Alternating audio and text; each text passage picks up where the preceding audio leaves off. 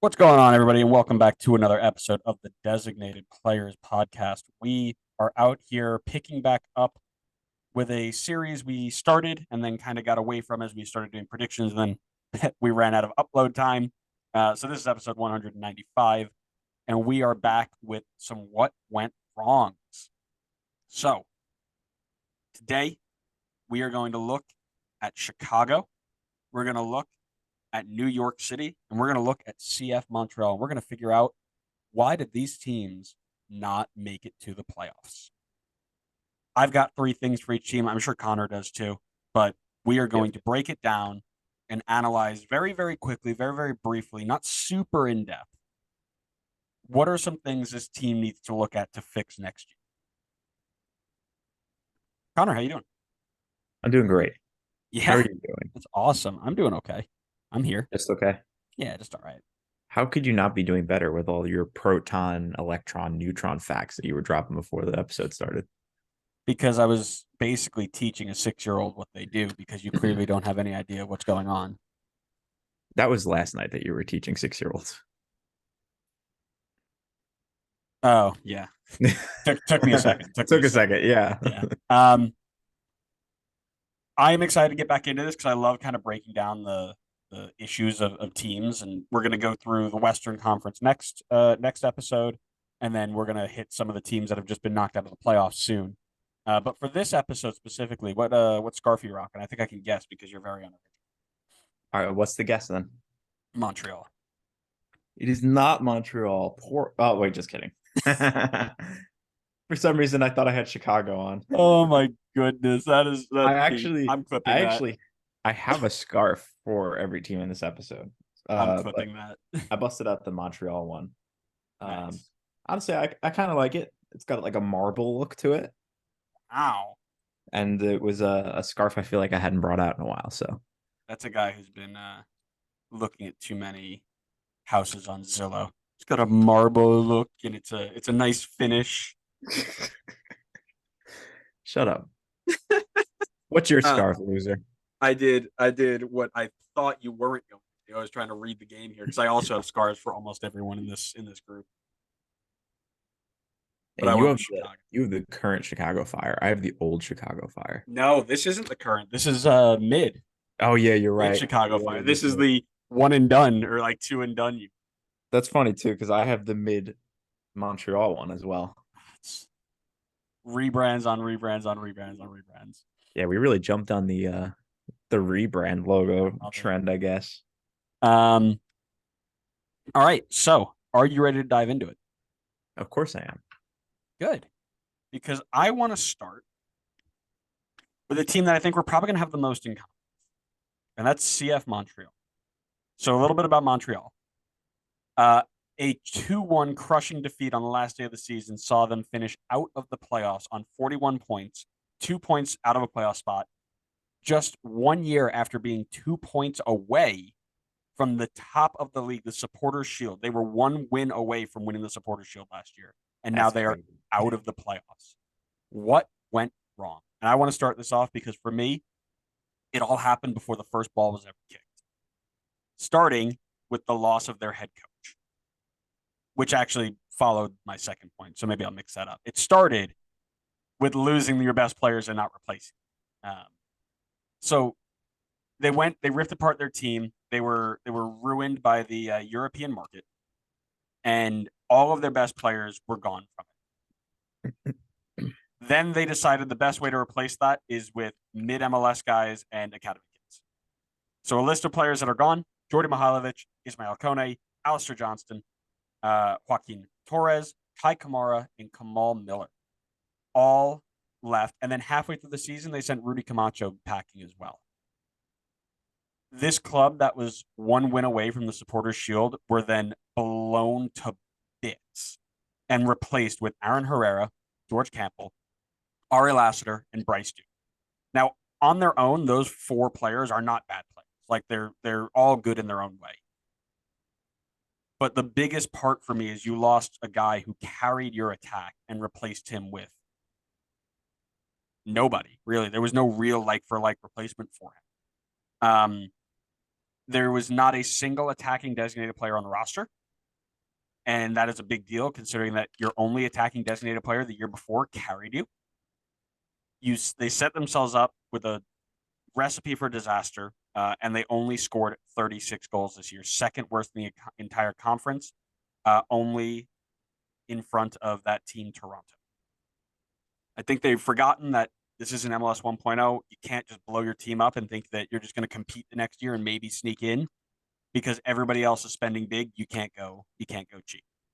I think they're going to need some significant investment next year to fix that, and it's going to start in the front, right? I think the back they can figure it out, but it needs to start in front. I think you took the words right out of my mouth. Naturally, mainly because we talked about this at the start of the season. Yep. Where we said that they blew up the team and they did a really poor job in the winter window of not replacing them.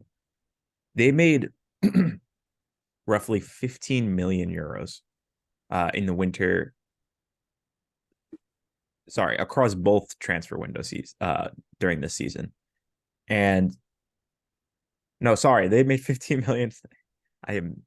Reading comprehension is not on my list of talents. kind of boy. They made 15 million euros in the winter, and then across both transfer windows this season, they spent less than 5 million of it to replace the team. And as you said, a lot of the replacements were, I feel like, players that they wanted to just kind of like get at a cheaper price and hope they kind of hit their potential with the team, which is just not a recipe for success. As you said as well, you can no longer get away with selling your super important players and trying to replace them with bargain deals with the academy. It seems like they saw what they were able to do with Jordy Mihailovic and then thought they can consistently do that, which is not the case. Mihailovic was the exception, not the rule, in terms of just getting a player at a bargain price and then building them up into a star and selling them on. That was definitely an exception case. You're not going to be able to do that consistently. And one other thing I wanted to note was, even the best youth systems, teams like Dallas and Philly, they buy key players to add to a team of academy and bargain players, but they're not there to replace the key players that depart. So, like, for example, Aaron Austin Trusty moves on from Philly. They bring in Jacob Gleesnes. Brendan Aronson moves on to RB Salzburg. They bring in Pozdog. Pepe moves on to Augsburg. They bring in Alan Velasco. So there seems to be like a good understanding with these academy teams that it's like, okay, we have good bargain players, we have good academy kids, but they're not going to be able to carry the team themselves. They need to like be able to replace their key players that move on. And then I guess keeping with the theme that I've done for all of these, I try to like name a solution. This one's very simple. Spend the money.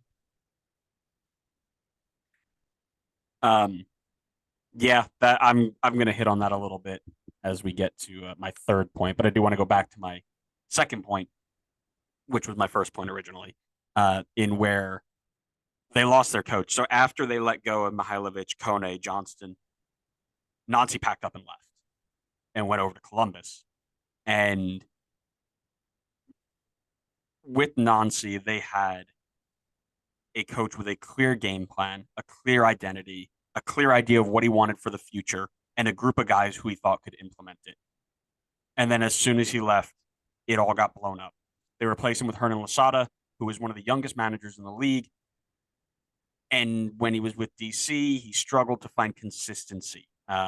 He was either inside of a 4 to 5 game winning streak or a 4 to 5 game losing streak at any time you looked at it. So, for example, when he was at DC, his time in DC ended with a 5 game winless run. He lost 5 in a row and then was fired. Before that 5 games, he had a 4 game winning streak where people thought he was on top of the world. So they take a guy in whose streak he can't really find consistency, and they give him the broken pieces of a club torn to bits, and they expect him to work a miracle. And he nearly was able to do so, nearly slid them in there. But in the end, it all fell short, and it comes from a minus 16 goal differential where he wasn't able to defend properly. He didn't have the pieces to defend properly. Again, that goal differential, second worst in the East, and is only, I'll say, bested, which isn't really the right word, but It's only beaten by once again Toronto FC, who was like minus 33 or something. Um, he couldn't make something out of nothing, which isn't a knock on Lasada because not many people can, but not Nancy could. Nancy came in and took a team in 2 years from bottom of the East to nearly the supporter shield. Lasada was given 1 year to do it, and it cost him his job. So that and you could see also what happened with Columbus, right? Caleb Porter missed the playoffs in 22. Nancy comes in, takes over from him, and puts them in a spot where they can make a run for a cup, right? So having the right guy in charge matters, and I don't think they had the right guy in charge, and now they're back in the market for it. So we'll see. I don't know if there's rumors, but I think Savarese might be a good shout for them. Guy in the West who understands the league. They might go overseas and pull somebody from their sister clubs or whatever. But yeah, definitely need the right guy in charge. I don't think they have. I mean, in defense of Losada, he was so close to getting them in the playoffs. Oh yeah, A team that had no business being in the playoff hunt. So I feel it was a little harsh to sack him. I Or feel like no disagreements there. Sorry, I don't mean to cut you off, but I guess I should clarify. Like, I'm not saying that Lasada was the reason that they missed the playoffs. I'm just yeah, saying when you're going to do this whole thing where you blow it up and you hope somebody can put it together, I just don't think he was the right guy for that job. Like, if you put him in charge of the Montreal team that Nancy had, are they as good as Nancy? Maybe not, but is he as bad as he was now? No. I hope that's kind of the message that I can get across. yeah. No, I didn't think you were putting the blame on Losada. Okay, good. I was just adding that I think that Losada actually did a pretty good job with what he was given, considering he was given literally nothing, and then nearly got them in the playoffs. Granted, it's an expanded playoffs, but still had them in the playoff hunt the entire year. When I mean, I personally ahead of the season thought they were going to be complete garbage. So Yeah. some credit there, definitely. My second point is I think you briefly touched on it as well, but just no goal scorer in this team. So when you get rid of the man that's giving Father Time a run for his money, that man being Kai Kamara, you better bring in a proven goal scorer to replace him. The problem is that their idea of a replacement for him was Chinoso 4, who was anything but proven in the league at that point. And what that ultimately led to was, pardon my awful French, Mathieu Chaunier, who played mostly as a center mid this season, being the club's top scorer with 5 goals.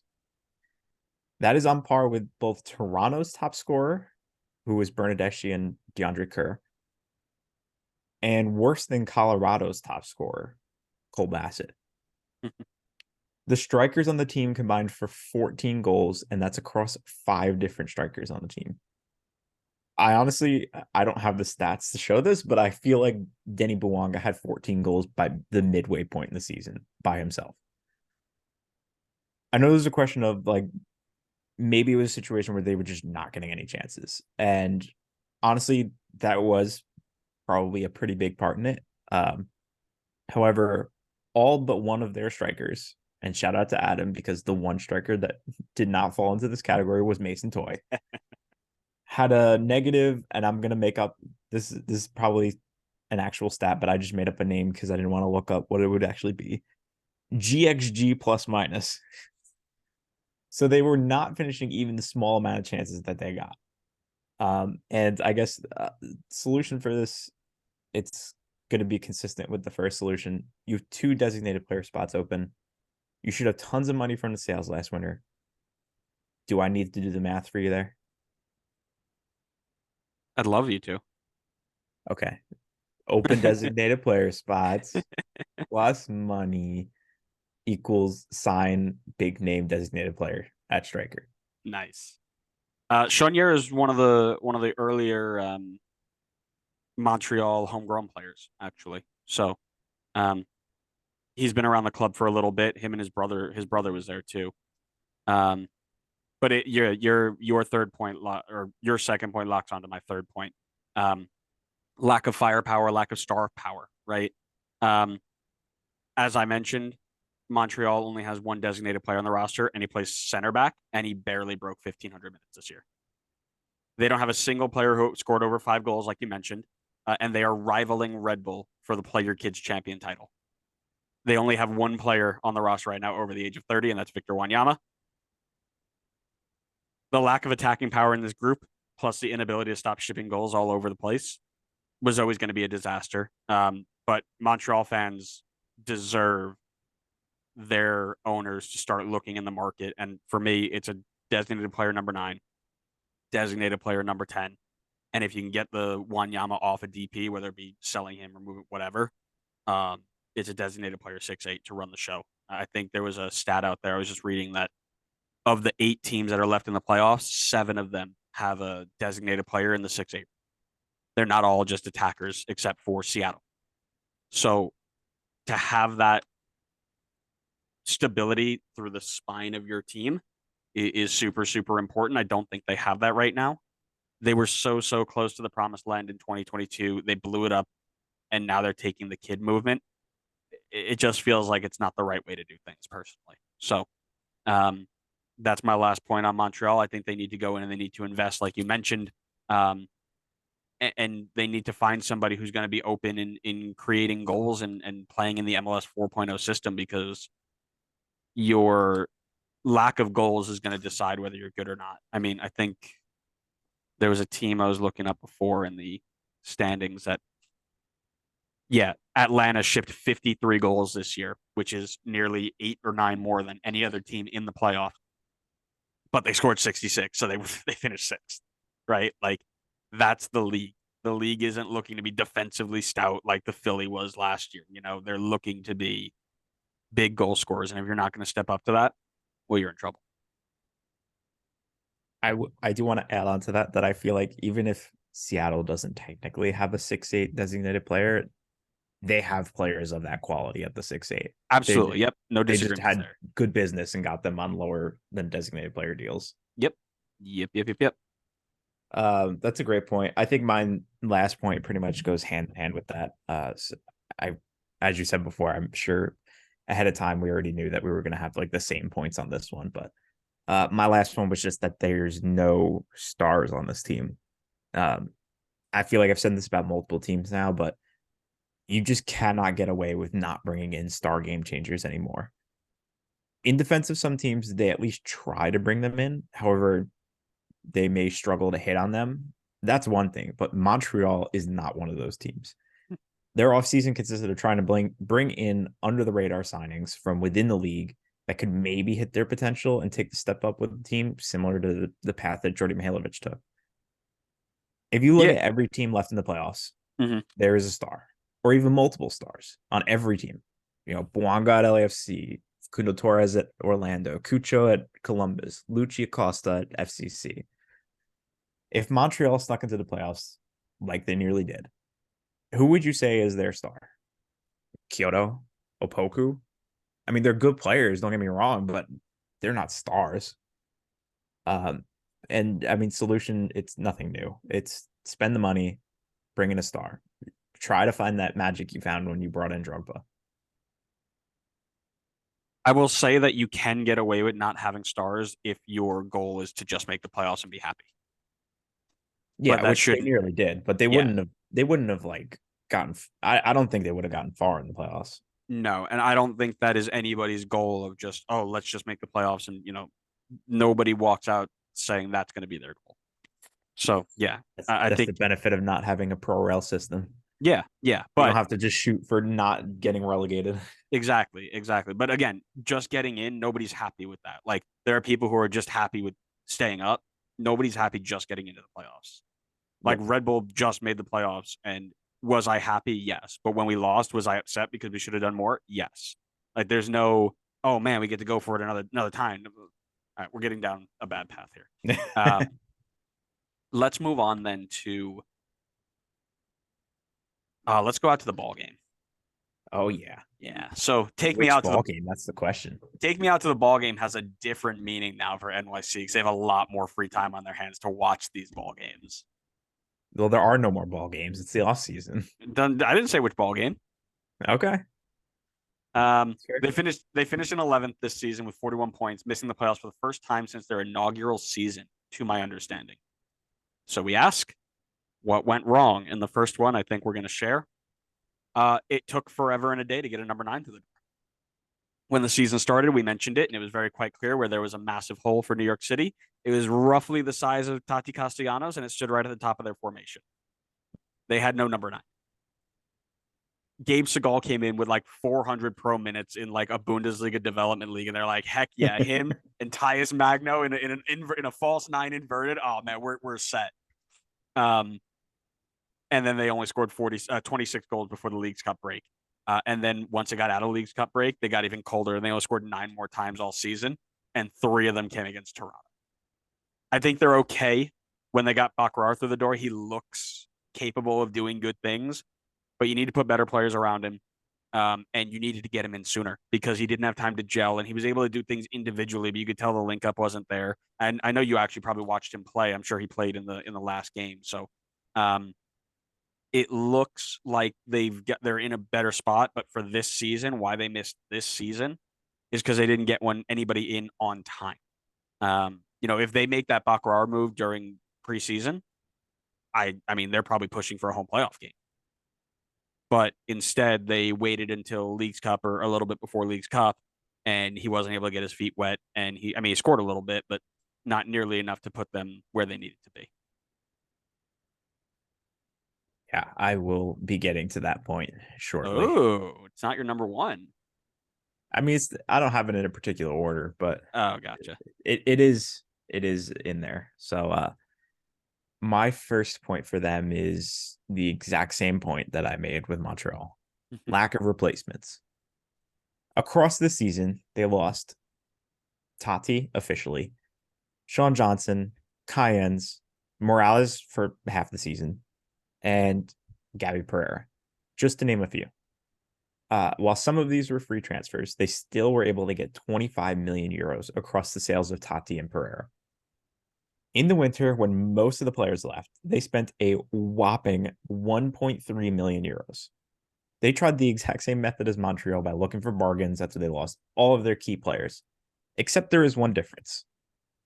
This is even worse because you are backed by arguably the largest football organization in the world, and you only managed to spend 1.3 million of the 25 million that you made to make your replacements. I understand that there are some restrictions in this league and that their hands were kind of tied when it came to designated players because they already had 3, but it was proven midway through the season in the summer transfer window that they could bring in players. They just didn't do it at the start of the season, and I don't know why. I don't understand how they couldn't just use some of the connections from this massive football organization to add in the players that they needed.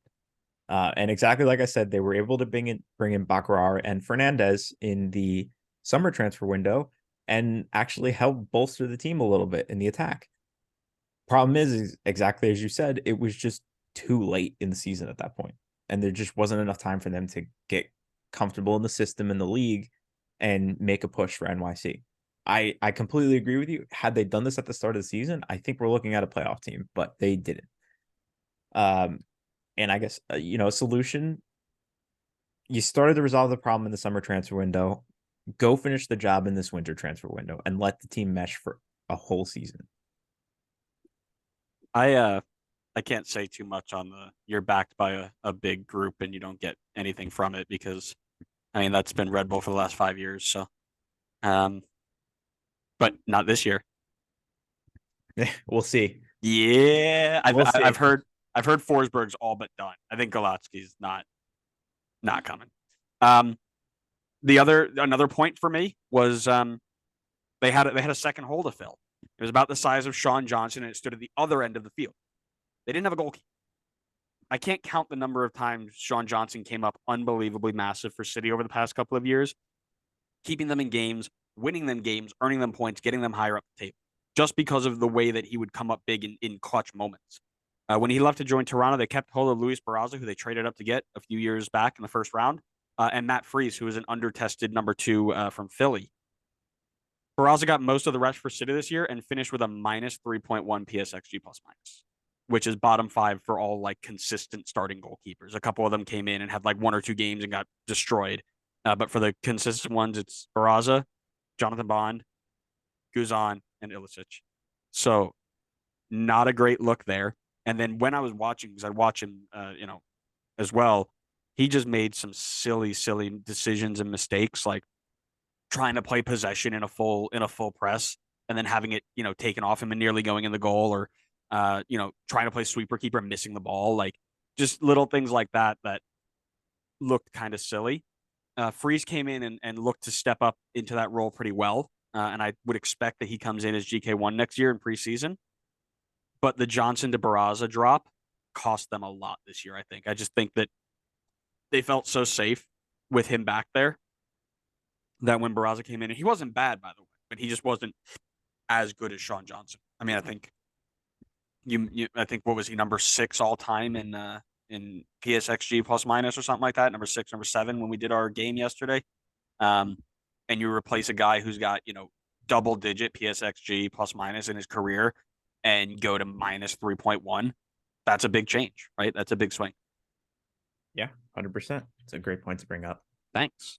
I am going to tack on to your first point and talk about the lack of striker for them.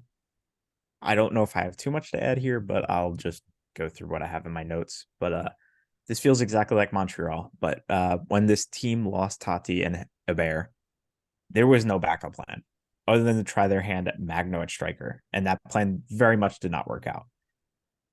It took them until the halfway point of the season to finally bring in a proven striker to add to the mix. And I think he did a good job when he was brought in. But imagine if they had brought him in at the start of the season, as we talked about. You're probably looking at a playoff team. I mean, this team missed the playoffs by 2 points. I would find it hard to believe that Bakrar doesn't get them that extra win that they need. Instead, the top scorer for the team was a player that they sold in the summer transfer window, that being Gabby Pereira, who had 6 goals. And by the way, I completely agree with them selling him because they got like 10 million euros for it. It was probably a worthwhile deal. But the solution's pretty simple. You just let Bakrar cook next year. Give him he's now got a full offseason under his belt. He's got half a season to kind of learn the league a little bit. He's got good attacking players around him. I think he just needs the time now to get a full season under his belt. And if he continues to play at the level of production he showed in the little time he was here, I think they'll be just fine at striker. Yeah. Did he play when you were there? Yeah, he started. Was he good? Did you like what he saw? He was a little non-existent. Granted, the team just didn't look great attacking that day. It took a Fernandez banger to win the game for them. Interesting. Okay. Yeah, I want to get into like next year. I don't know if I want to do as much 360 as I do just picking a game and watching it, so I can get a little bit more like knowledge about the team. Maybe I'll have like 360 on my laptop and then watch the game. But um, the last one for me is head coach and lacking new ideas, right? So Patrick Vieira, Dome Torrent, Ronnie Dyla, they've always had somebody who could make it work and deliver results. I mean, Ronnie Dyla came out and was like, y'all didn't give me enough money or players to do anything this year. We're going to get killed. And then he won the cup. Like, people have had not great teams before and made it work. Cushing took over full time this season, put up a 1.16 points per game. And he had 1.4 in his caretaker after Dyla left last season. He didn't motivate the team at all, even in derby matches. I mean, they were just boring. And whenever you talk about coaches on the hot seat, I know we've lost 11 of them already, but people keep thinking he's supposed to be next. I think it's harsh to kick him to the curb without giving him half a season with the better signings. I don't know if he controls who comes in, who comes out. But like we mentioned, the team had a bunch of holes that weren't really filled well. And if you can fill them and then give him another half a season to see what he can do, that's probably the right way to do it. But Montreal didn't wait, so we'll see what City Football Group does, because at the end of the day, it seemed like the team kind of quit on him. And I know people want him gone for that exact reason. And it'll be interesting to see if he sticks around and how long he sticks around in the next year, if that's so. My last point, and I think this will be a fun one for you because you love this. No home stadium. Nice. So I know this is a running joke in the league at this point, but I truly must imagine that having at least 3 different home stadiums this year had to have some effect on the team. Somehow it felt like their lack of home stadium this season was even worse than it was in prior years. They finished with an 8-3-6 record at home, which don't get me wrong, it's not too bad, but it was worse than all teams that made the playoffs outright. I went, as you kind of mentioned just before, I went to the last home game of the season, and honestly, the crowd was pretty dead. Some of that, I mean, they were still technically in the playoff chase at that point. It wasn't like they were eliminated. The supporters section at the game was tiny and it was shoved into the corner of the stadium. Compared with the Seattle supporters section, which was very obvious where they were, it was a large crowd and they were loud the whole game. I think it's hard to develop a consistent fan base when you're constantly moving around. And for those outside of the metro area, while all stadiums are relatively close to New York City, they all will bring in different crowds. Red Bull Arena brings New Jersey, Yankee Stadium brings New York City, and Citi Field will bring Long Island. The solution, it's already in progress. Hopefully New York City will finally get a proper home stadium. The only thing they need to do now is just please see it out. I'll tell you, that's the only thing that we like joking and poking fun at, oh, you don't have a stadium, you have a stadium. For the sake of the league, we got to get these guys into a real home. Like, this is terrible. I agree. Yeah, it's just, and I think it's a really valid point, right? Like, when your home games are spread between 3 different fields and they're all different sizes and different, turfs and different things like that, your consistency goes out the door. So, Yeah, hard don't to get me get wrong. comfortable. For now, love it. Let them continue to struggle. Don't care, but it should eventually get better. Yep. Alrighty then. We'll move on and finish with Chicago for today's episode, who for the 11th time in the last 13 seasons have missed the playoffs. They are watching the playoffs from their couch. I would struggle for you to find a team that's had a worse run, not just in MLS, but in football in general, of being in a position of success for, however you define success, right? And the reward for the people who are in charge of this team is a shiny new contract up in the front office. They finished on 40 points after losing to New York City on the final day and boasted a minus 12 goal differential. Behind the play of U22 players like Chris Brady and Brian Gutierrez, the team felt short yet again. What went wrong? And I am going to start with the awful contracts to awful players. And this isn't a secret. The Fire have had boatloads of money tied up in very underperforming players. First and foremost, Xherdan Shaqiri, always listed in this conversation as one of the highest earners in the league, near $10 million a year, usually top 5, especially with Messi now coming in and things like that. And the reward for all the money you have given him is 5 goals, 4 assists, in just over 2,000 minutes this year. It's just not good enough for somebody like, I think that those numbers are like what Omir Fernandez gave us this year. So if you want to compare and contrast, right? DP number 2, Jairo Torres, the Mexican international, joining on a $6 million move from Atlas in May 22. His return on investment has been 0 goals and 0 assists in 41 games. And in those 41 games, he has not even hit 1,700 minutes. You paid $6 million for a guy who has not given you more than 1,000 minutes a year for the last 2 years. 0 goals, 0 assists. It is brutally unacceptable. Their third DP is probably the best pick of the lot in Ousmane Doumbia, and he's just been average. He'll be bought down this offseason to open up a space. But in a league like MLS, where you have to get DP signings right because you don't have other ways to bring in top talent yet, They have swung and missed badly, and they've left themselves open for massive, massive issues. It is unbelievable that this office has gotten a new contract. But I'll get to that in a little bit. I didn't even realize they got a new contract. It was yesterday. They got it, or like 2 days ago. That is pretty poor. Yeah, I'll find the tweet. So you basically took my exact first point, like literally, like word for word, my first point. Because my first reason why was because they needed to get more out of their designated player spots. And I said that, I think Shaqiri was a great get for them when they brought him in. It was a player who had proven it at some of the biggest clubs in Europe, coming over at only 31. It was the right move to make. But since he's been here, it has been entirely underwhelming.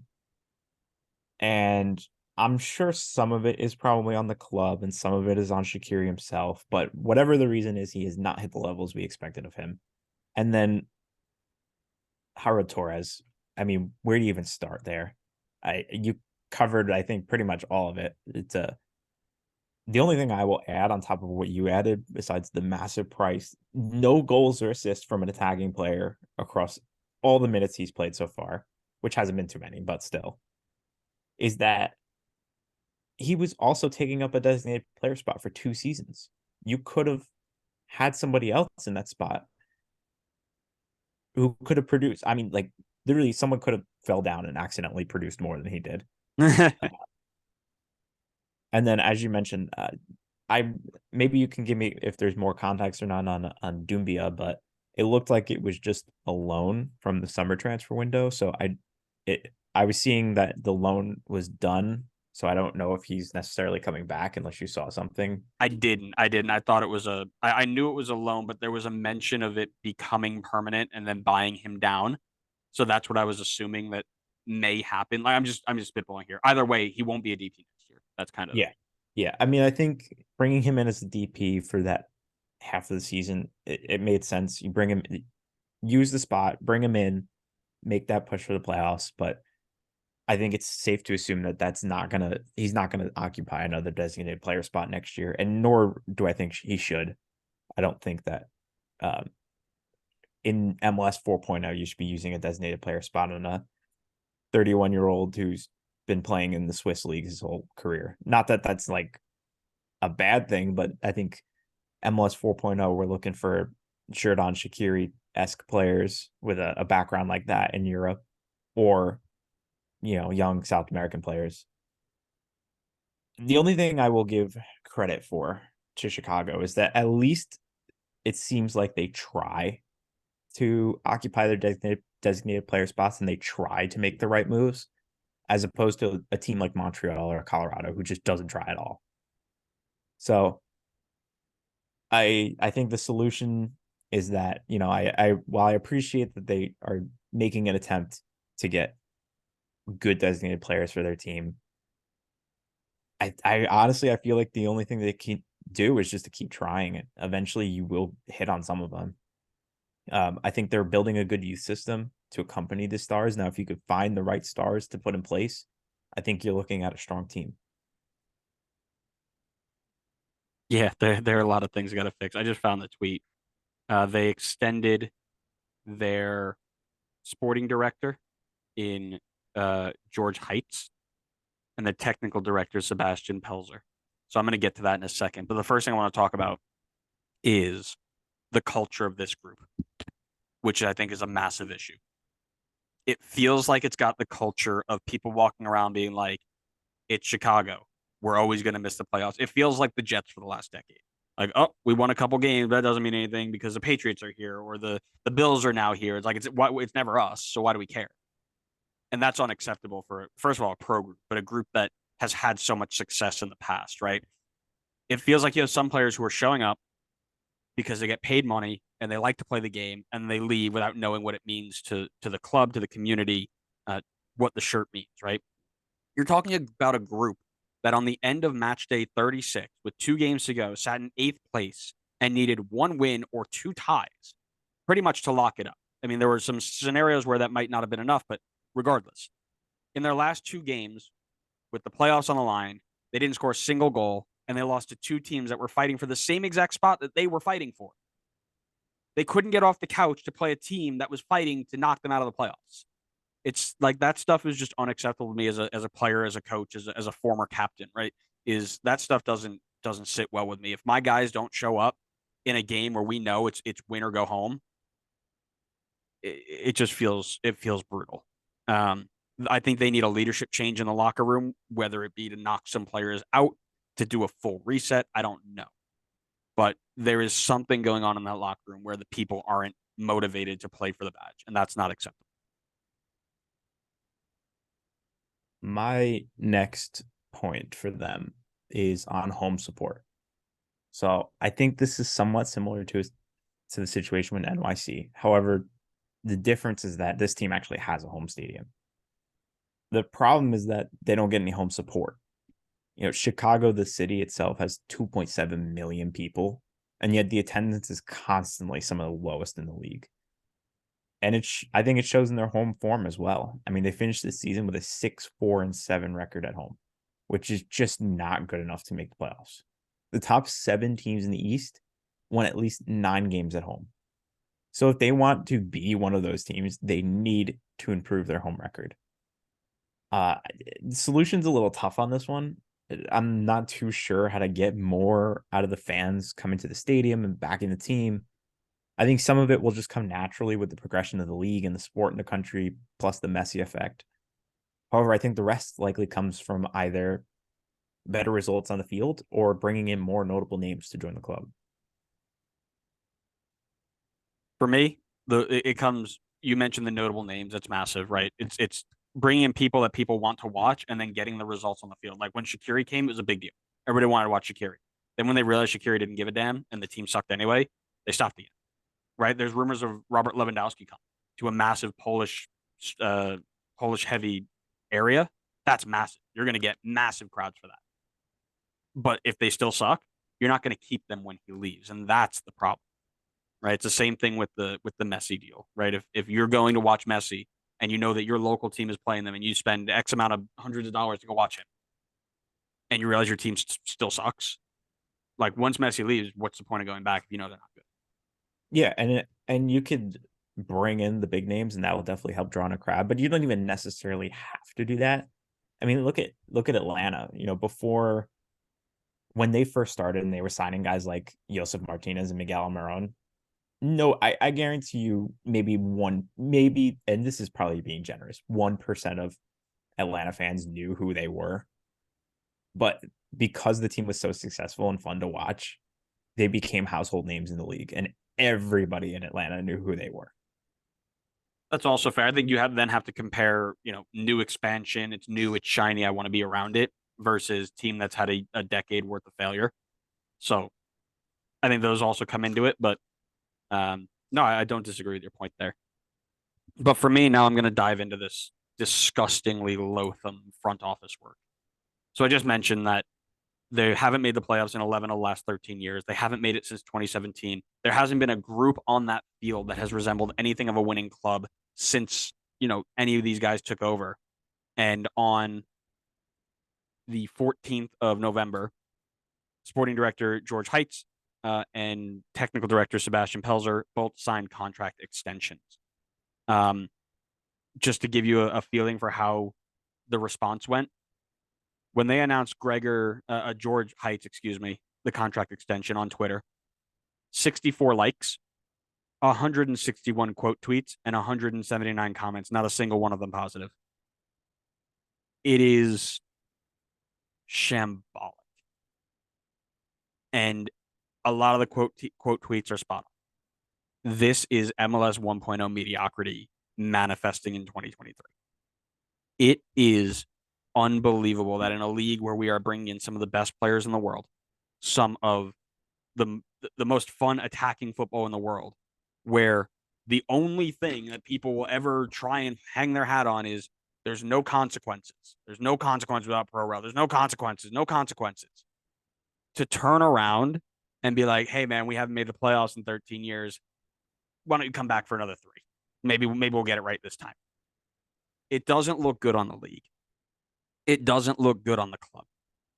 And it must suck to be a supporter of Chicago right now, because when you hop on Twitter and see a club like Red Bull who have their owners coming out and being like, yeah, we made the playoffs for the last 14 years, still not good enough. We're going to come out and we've been bad about it for the last 4 years. We haven't spent the money we were supposed to do. We haven't given you a reason to show up to stadium. It's our fault. We're going to fix it. And then they start getting linked to players. Granted, are coming from a connection that we have that, Chicago might not necessarily benefit from directly. I'm not going to try and hide that. But the fact that you're over there and you're seeing clubs like us who have been successful in the terms of making the playoffs for 14 years and then saying it's not good enough, we're going to do better. Then you turn around and look at your club who hasn't made it more than 2 times in the last 14 years.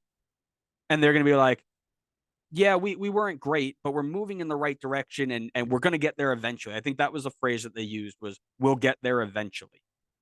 I would throw a chair if I was in a room when I heard somebody said, yeah, don't worry about it. 13 years, we'll get there eventually.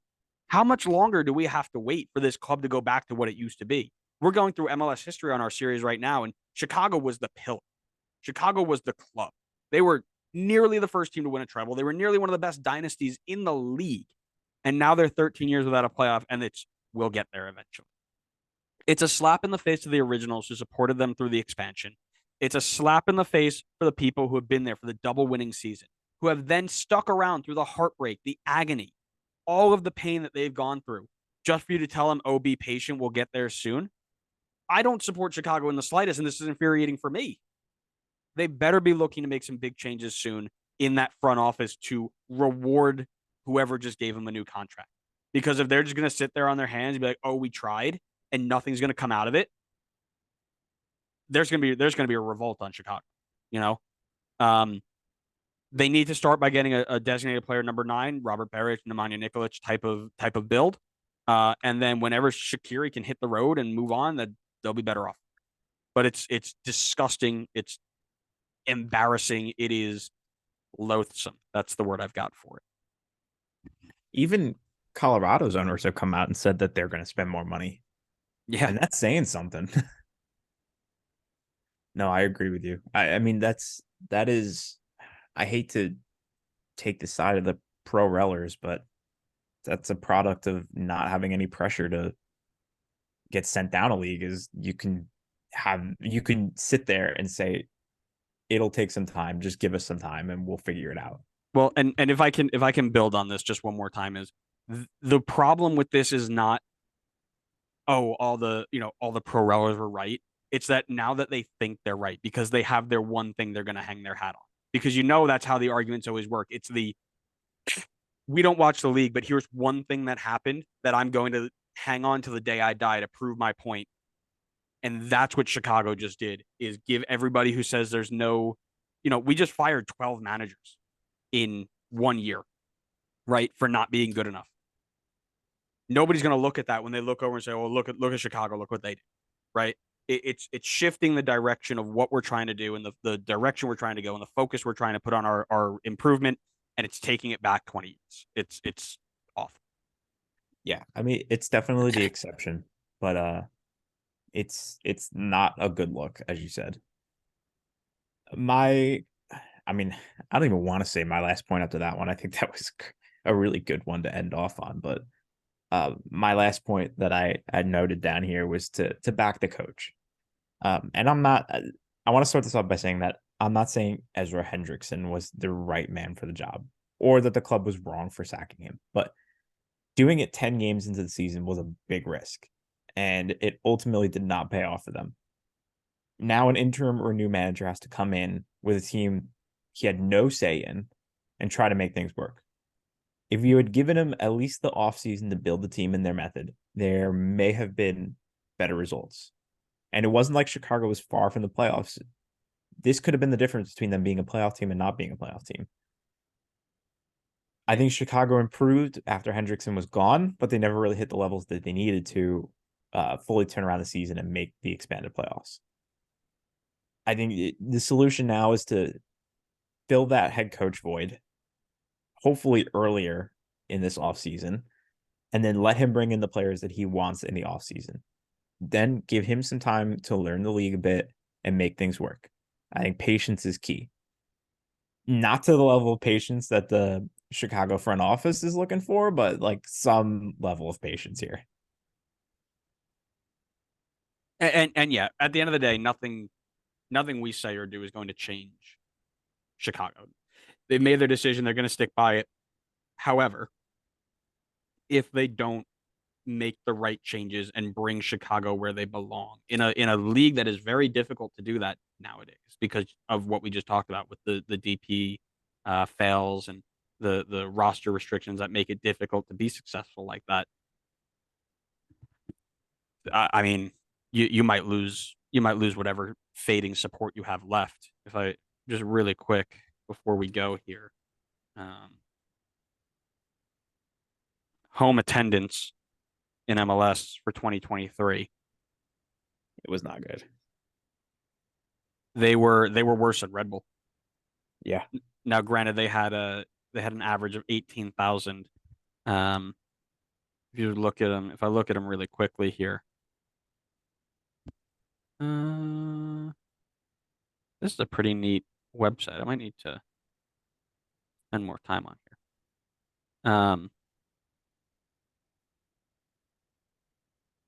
Yeah, can't find it. Anyways, I guess one thing on. Oh yeah, there. That's what I was looking for. They were bolstered a little bit by one game against an Inter Miami side where they had 62,000 people show up. So that bumped them a little bit higher than expected. But again, you're looking at a team realistically, right? Take that away, balance it out. You're looking probably closer to 26th, 27th in the league. It's just not a good look for a team that's looking to hold on to relevance right now. Yeah. So definitely going to be interested to see what moves are made. It's a team I'm going to keep an eye on for the next couple of months here because they've got to get this right. They've got all this heat on them right now. They have to get this right. If they don't get it right, they're in trouble. Anything else you want to add? Nope, nothing to add. All right. Well, thanks everybody for listening to episode 195 of the Designated Players Podcast. We hope you enjoyed it, and we want to hear your thoughts. What do you think are some other reasons that we might have missed for these teams not being playoff teams this year? Make sure you are following us wherever you get your podcasts. In our next episodes of What Went Wrong Went Live, we are next going to dive into the Western Conference teams who are Minnesota, Portland, and San Jose will be the first playoff team that we cover into why they just weren't as good as they should have been. Make sure you're following us wherever you get your social media: Facebook, Twitter, Instagram, YouTube, TikTok, and interact with us there. Play games with us there. It's a lot of good fun. But yeah, thanks so much again for sticking around and listening. And we hope to see you next time on the next episode of the Designated Players Podcast. See ya.